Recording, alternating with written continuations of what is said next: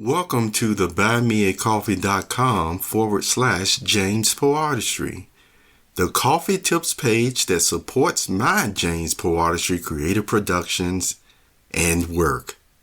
See also jamespoartistry.online. Perceptive readers, in the scriptures it says, do not be conquered by the evil, but keep conquering the evil with the good. So if that is the case, how does that make you feel? Does it give you a determination to still do what is kind and right and respectful for others? Does it move you to be like that or feel like that? Or do you feel differently? I mentioned this to go along with Jesus' words of the two greatest commandments, where you must love Jehovah your God with your whole heart, whole soul, and whole mind. You see? And then you must love your neighbor as yourself. Now that tells you something right there. So if a person is not, self-inflicting wounds and abusive on themselves physically and mentally, then, I think for the most part, we shouldn't have any problem with the two greatest commandments. What you think? I mean, I realize there's personalities, but at least with really understanding what God was and Jesus was still truly saying. And one of the reasons why the world has gotten to the point that it has is not only because of the strong influence of the arch enemies of God in the spirit realm, because they do have people who worship them the same way as you and I right now are still worshiping the true God in heaven, the grand creator. And the difference is what Jesus' teachings is. There's a straightforwardness. There really is a honesty, a upfrontness of how you approach people. While Satan's minions in view is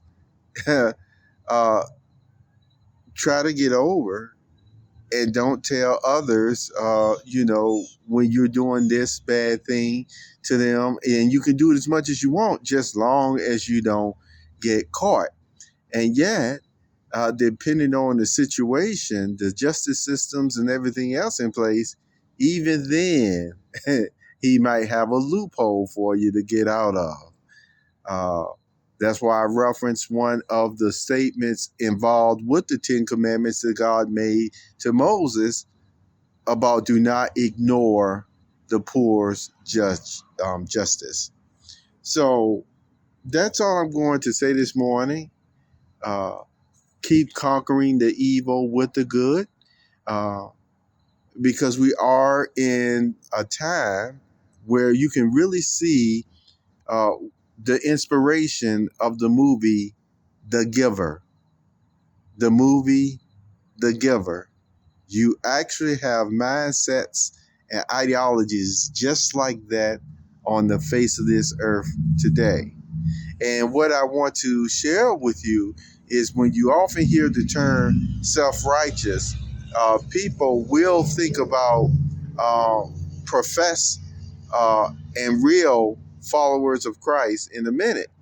But I'm here to tell you, you can be self-righteous and not believe in a God at all. You can be self-righteous and not believe in Christ at all or any faith at all. Why?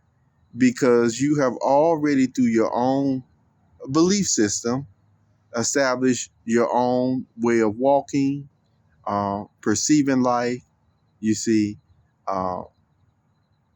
and you have now become aware, self-beliefs and stuff like that. And so once you get to the point where your views, you feel you can and have every right to be imposing upon others and their conscience, then in your own belief, in your own way, you have still become self-righteous. A person has become self-righteous in that way too. And it has nothing to do with God. They have already established their own right standard, so to speak. And they also make no bones about it, trying to push it upon others. Take care.